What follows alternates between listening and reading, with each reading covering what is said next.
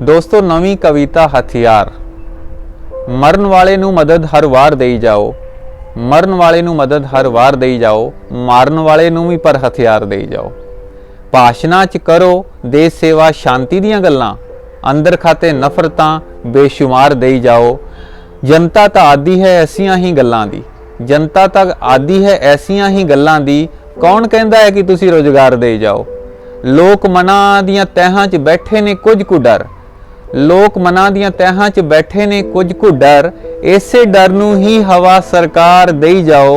और घर च लगी अग ते चंगा है रखो मौन ही, घर च लगी अग ते चंगा है रखो मौन ही, दुनिया नू ऐपर नित नवें सुविचार देई जाओ।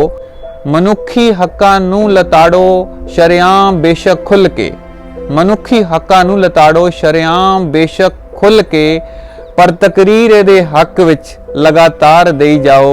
मरन वाले नू मदद हर वार देई जाओ, मारन वाले नू भी पर हथियार देई जाओ।